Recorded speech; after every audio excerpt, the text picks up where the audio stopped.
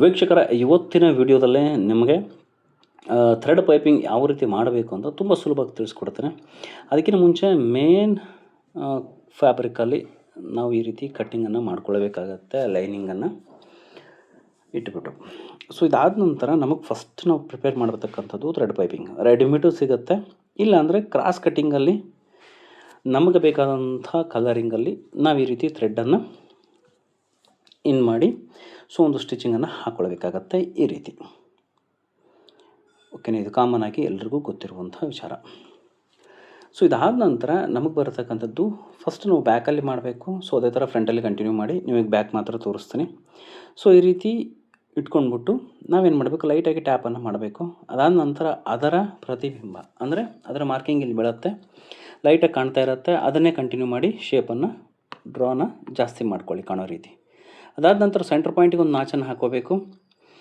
ಅದಾದ ನಂತರ ಪೈಪಿಂಗ್ ಏನು ಮಾಡಿರ್ತೀವಿ ಅದನ್ನು ನಾವು ಈ ರೀತಿ ಇಟ್ಕೊಂಡು ಕರೆಕ್ಟ್ ಲೈನ್ ಮೇಲೆ ಥ್ರೆಡ್ ಬರೋ ಥರ ಇಟ್ಕೊಂಡು ನಾವು ಏನು ಸ್ಟಿಚ್ ಹಾಕಿರ್ತೀವಿ ಅದ್ರ ಮೇಲೇ ಸ್ಟಿಚ್ಚನ್ನು ಹಾಕಬೇಕಾಗತ್ತೆ. ಓಕೆನಾ, ನೆನ್ಪಿಟ್ಕೊಳ್ಳಿ, ಫಸ್ಟೇ ಕಟ್ ಮಾಡಿ ಇಟ್ಕೋಬೇಡಿ. ಸೊ ಬಟ್ಟೆ ಹಿಗ್ ಬಿಡುತ್ತೆ, ಲೈನಿಂಗು ಸ್ವಲ್ಪ ಕಷ್ಟ ಆಗುತ್ತೆ.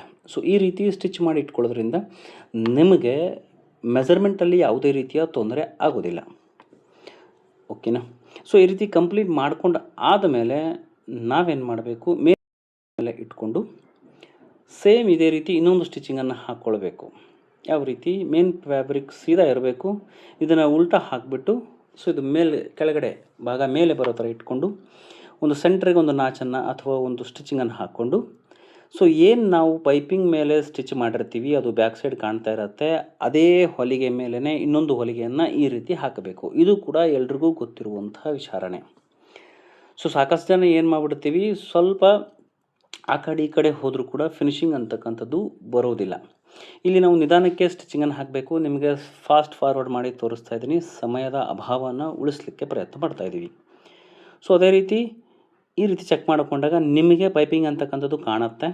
ಸೊ ಎಲ್ಲಾದರೂ ಹೆಚ್ಚು ಕಡಿಮೆ ಇದ್ದರೆ ಇನ್ನೊಂದು ಹೊಲಿಗೆನ ಬಿಟ್ಕೊಂಡು ಸರಿ ಮಾಡ್ಕೊಳ್ಬೇಕಾಗತ್ತೆ.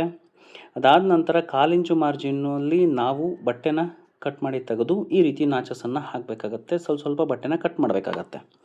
ಕಾರಣ ಇಷ್ಟೇ, ನೀಟಾಗಿ ಪೈಪಿಂಗ್ ಅನ್ನೋದು ಫೋಲ್ಡ್ ಆಗಿ ಹೊರಗಡೆ ಬರಲಿ ಅಂತ. ಅದಾದ ನಂತರ ಈ ರೀತಿ ಲೈನಿಂಗನ್ನು ಫೋಲ್ಡ್ ಮಾಡಿ ಒಂದು ಸ್ಟಿಚಿಂಗನ್ನು ನಾವು ಬಿಟ್ಕೊಳ್ಬೇಕಾಗತ್ತೆ. ಇದು ಕಂಪಲ್ಸರಿ. ಇದನ್ನು ಬಿಟ್ಕೊಳ್ಳಿಲ್ಲ ಅಂದರೆ ನಿಮಗೆ ಪೈಪಿಂಗಲ್ಲಿ ಫಿನಿಶಿಂಗ್ ಮಾಡಲಿಕ್ಕೆ ಬರೋದೇ ಇಲ್ಲ. ಸೊ ಇದು ಕಂಪಲ್ಸರಿ. ಅದಾದ ನಂತರ ಜಸ್ಟ್ ಈ ರೀತಿ ಹೋಲ್ಡ್ ಮಾಡಿದ್ರೆ ಸಾಕು, ನಮಗೆ ಪೈಪಿಂಗ್ ಅಂತಕ್ಕಂಥದ್ದು ರೆಡಿಯಾಗಿ ಬಂದುಬಿಡತ್ತೆ. ಇದಾದ ನಂತರ ಇದ್ರ ಮೇಲೆ ನಾವು ಒಂದು ಸ್ಟಿಚಿಂಗನ್ನು ಬಿಟ್ಕೊಳ್ಬಹುದು. ಕ್ಲಾತ್ ತುಂಬ ತೆಳುವಾಗಿದೆ, ನಮಗೆ ಹುಬ್ಬಿ ಬರ್ತಾ ಇದೆ, ಹುಬ್ಬೆತ್ತಾಗುತ್ತೆ ಅಂದರೆ ಒಂದು ಸ್ಟಿಚಿಂಗನ್ನು ಕರೆಕ್ಟ್ ಎಕ್ಸಾಕ್ಟ್ಲಿ ಥ್ರೆಡ್ ಬಗಲಿಗೆ ನಾವು ಬಿಡಬೇಕಾಗತ್ತೆ. ಓಕೆನಾ, ಈಗೇನು ಕಾಣ್ತಾ ಇದೆ ಎಕ್ಸಾಕ್ಟ್ಲಿ ಅದೇ ರೀತಿ ಬ್ಯಾಕ್ ಸೈಡ್ ಕ್ಲಾತನ್ನು ಸ್ವಲ್ಪ ಎಳೆದು ಬಿಟ್ಟು ನಾವು ಸ್ಟಿಚಿಂಗನ್ನು ಹಾಕಬೇಕಾಗತ್ತೆ. ಆಗ ನಮಗೆ ಮುದ್ದೆ ಕ್ಲಾತ್ ಫೋಲ್ಡೆಡ್ ಆಗಿ ಬರೋದು ಅವಾಯ್ಡ್ ಆಗುತ್ತೆ, ಸ್ವಲ್ಪ ಎಳೆಯೋದ್ರಿಂದ ಬ್ಯಾಕ್ ಸೈಡಲ್ಲಿ. ಓಕೆನಾ, ಆ ರೀತಿ ಹೇಳಿದ್ರೆ ಫಿನಿಶಿಂಗ್ ಅಂತಕ್ಕಂಥದ್ದು ಈ ರೀತಿ ಸೂಪರಾಗಿ ಬರುತ್ತೆ. ಇದೇ ಫಿನಿಶಿಂಗನ್ನು ನೀವು ಕೂಡ ಮಾಡಬಹುದು, ಇಲ್ಲಿ ಪ್ರಯತ್ನ ಪಡಬೇಕು ಅಷ್ಟೇ. ಓಕೆನಾ, ಸೊ ಇಷ್ಟು ನೀಟಾಗಿ ನಿಮಗೆ ಪೈಪಿಂಗ್ ಅಂತಕ್ಕಂಥದ್ದು ರೆಡಿಯಾಗಿ ಬರುತ್ತೆ. ಸೊ ವಿಡಿಯೋ ಇಷ್ಟ ಆದರೆ ಲೈಕ್ ಮಾಡಿ, ಶೇರ್ ಮಾಡಿ, ಸಬ್ಸ್ಕ್ರೈಬ್ ಮಾಡೋದನ್ನು ಬರಿಬೇಡಿ. ನನ್ನ ಚಾನಲ್ಗೆ 79% ಜನ ಸಬ್ಸ್ಕ್ರೈಬ್ ಮಾಡದೆ ನೋಡ್ತಾ ಇದ್ದರೆ ದಯವಿಟ್ಟು ಸಬ್ಸ್ಕ್ರೈಬನ್ನು ಮಾಡಿ. ವಿಡಿಯೋ ಕಂಟೆಂಟ್ ಇಷ್ಟ ಆದರೆ ಮಾತ್ರ. ಮತ್ತೆ ಸಿಗೋಣ ನೆಕ್ಸ್ಟ್ ವಿಡಿಯೋದಲ್ಲಿ. ಕಮೆಂಟ್ ಮಾಡಿ.